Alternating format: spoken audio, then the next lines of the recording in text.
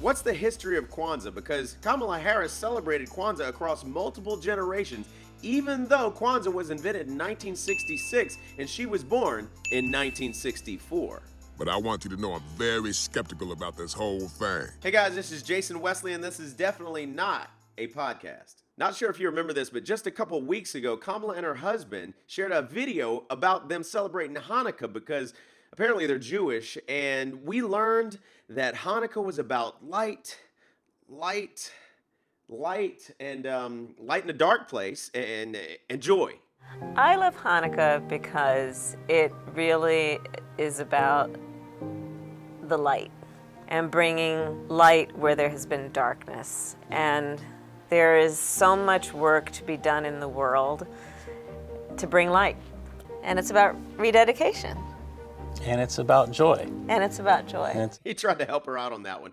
But listen, Hanukkah is not the Jewish Christmas, okay? It's about a bloody civil war. Hanukkah is the celebration of the successful liberation of the Second Temple in Jerusalem, the eternal capital of the Jewish homeland, from anti-religious tyrants. You remember that place, Jerusalem, the place that President Trump recognized and moved the U.S. Embassy there, even though many presidents before him said that they would, but they didn't? Here's a piece from left-wing outlet Vox. To be clear, Trump isn't the first U.S. president to talk about moving the American embassy to Jerusalem. As Politico points out, Bill Clinton said he supported the idea in principle. George W. Bush declared he would move the U.S. ambassador there in 2000. And Barack Obama, for his part, referred to the city as the capital of Israel and said it must remain undivided. And Jerusalem will remain the capital of Israel, and it must remain undivided.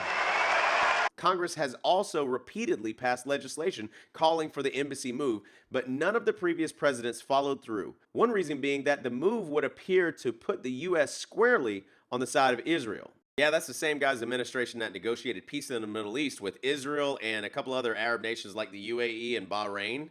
History was indeed made today. We'll sign a treaty of peace, diplomatic relations, and full normalization. That was soon followed by Morocco, and several other nations in the Middle East are in talks with normalizing relations with Israel. But anyways, back to Kwanzaa and Kamala, or as Joe Biden likes to refer to her, Kamala. The support in 2020 for Kamala and me. It's only racist if you're a conservative. Now, after the Hanukkah video, her and Dougie released a Christmas video where we learned that she celebrates Jesus and the power that we each have. Where I know you love making your mom's recipe for chili relleno, and I know we're not going to be able to do that this year. No, I'm going to do it, Dougie. I'm just going to make it a lot smaller. This is a time we celebrate Christmas. We celebrate the birth of Jesus. We celebrate the hope of this moment. It's the spirit of knowing the power that we each have to leave the world better than we found it. Because some people out there in our nation don't have that. Then she did the Kwanzaa video because as a politician, you know you must pander to black people. Ain't nothing wrong with that. There's nothing wrong with working retail, folding clothes for other people to buy. All right. Mayor Pete. To the road ahead. Keep it low in case not. No problem. For those who wish to, we will now kneel for our moment of silence.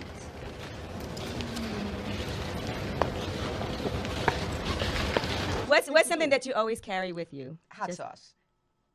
Really? Yeah. Really? Are you getting information right now? Hot sauce. Hot sauce in my bag, Swag? Hot sauce. Really? Yes. Now yes. listen, I just want you to know, people are going to see this and say, okay, she's pandering to black people. Okay. Is it working? Kwanzaa is one of the most well-known African-American holidays. The only thing is it's not African and it's not American. Really. Here's the video. My sister and I, we grew up celebrating Kwanzaa. Every year, our family and our extended family, we would gather around across multiple generations, and we tell stories. The kids would sit on the carpet, and the elders would sit in chairs. And we grew up celebrating Kwanzaa? I mean, maybe. But she did say that she was raised by a single mom, and that single mom wasn't African and wasn't American. She was Indian, but her dad was African, but wasn't. He was Jamaican, and descendants of a slave owner. And a significant amount of Kamala's childhood was spent growing up in Canada. Now, Kwanzaa is not a religious holiday. It's kind of like Festivus. A Festivus for the rest of us. It was started by a man named Moana Nebuchadnezzar Karenga, or Maulana Karenga, also known as Ronald McKinley Everett. Karenga is a noted atheist and Marxist like the founders of Black Lives Matter. We are trained Marxists. We are super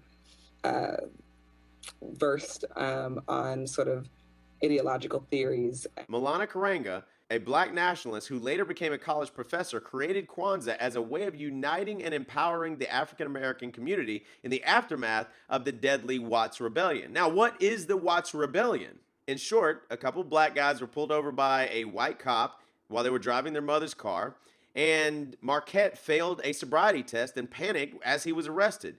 As Marquette's anger rose at the thought of going to jail, a scuffle broke out between him and one of the police officers. Ronald joined in, partly to protest the arrest, but also to protect his brother, and as you can predict, it grew from there. Bad enough, many people think that Africa is a country instead of a continent. It's a country. No, it's a continent. It's a continent. So Kwanzaa is kind of like lumping all black Americans into one category as being African. So does that mean that all Chinese, Japanese, Korean, and all other Asian cultures, does that mean that they are all the same? Should every other Asian culture celebrate the Chinese Lantern Festival?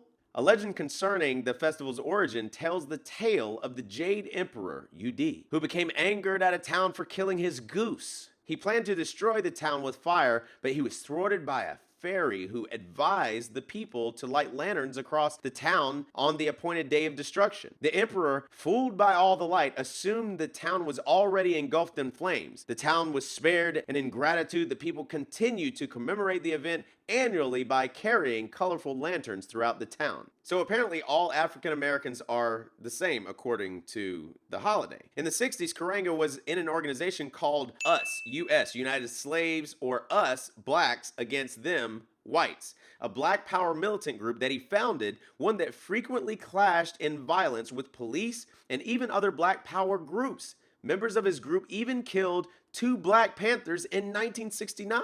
In 1971, 5 years after Kwanzaa's founding, Karenga was convicted of felonious assault and false imprisonment for torturing 2 women at his Inglewood, California home, crimes for which he served 4 to 5 years in prison. The LA Times reported May 13th, 1971, Deborah Jones, who once was given the Swahili title of African Queen, said she and Gail Davis were whipped with an electrical cord and beaten with a karate baton after being ordered to remove their clothes. She testified that the hot soldering iron was placed in Mrs. Davis's mouth and placed against Mrs. Davis's face, and that one of her own big toes was tightened in a vice. Karenga, head of US, also put detergent and running hoses in their mouths, she said. They also were hit on the heads with toasters. Karenga has also been accused of rape by people within his community. The Los Angeles Times seems to be the only major publication that even published this story, and it was buried deep within the article. And now it's only available in microfilm. And in further news for Karenga, the trial transcript no longer exists.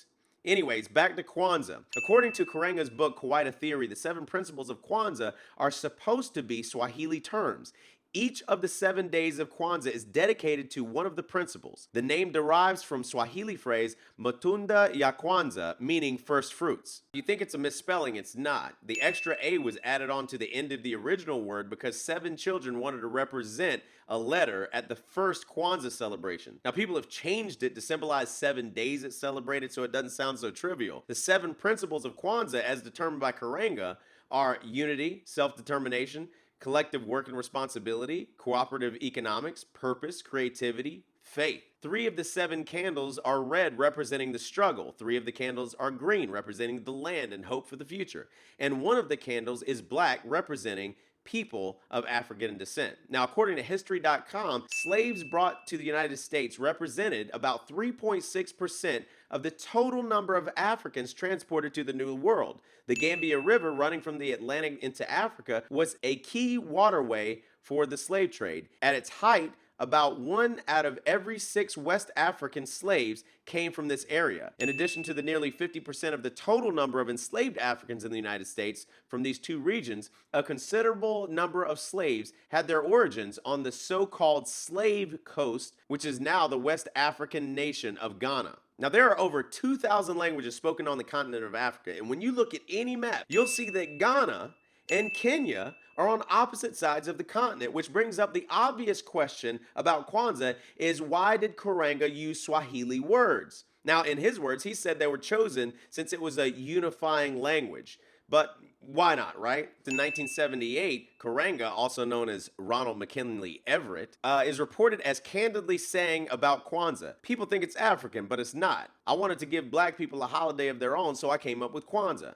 I said it was African because, black people in this country wouldn't celebrate it if they knew it was American. Also, I put it around Christmas because I knew that's when a lot of bloods, blacks, would be partying. So when Kamala posted this Happy Kwanzaa post, she was blasted on social media. Some people wrote, as someone who was born and raised in Africa, I can tell there is no such thing as Kwanzaa. Kamala knows nothing about it because she is an Indian Jamaican who grew up in Canada. We Jamaicans do not celebrate Kwanzaa. Also, being first generation myself, I'm confused as to how you could celebrate with multiple generations. This is such a fake post. I understand its intent, but please do not be fake about it. Just say Happy Kwanzaa. Why would a Tamil family celebrate Kwanzaa in Canada? This seems to be much more like a case of you listening to Tupac in college than grounded in reality. If you don't remember that controversy. What does Kamala Harris listen to? What were you listening to when you was high? What was on? What song was it? Oh my goodness! Oh yeah, definitely Snoop. Tupac for sure. What do you listen to now? What's your favorite hip hop artist now? What's your favorite artist? You know who I really love is Cardi B. You like Cardi B? I really do. She graduated in 1986. Snoop's album dropped in 93. Tupac's album dropped in 91.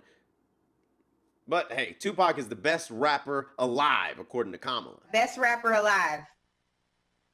Tupac. He's not. You said he lives on. But not a lot. I know. I keep doing that. You said I keep doing that. Yes, you do keep doing that. Will you be my alibi?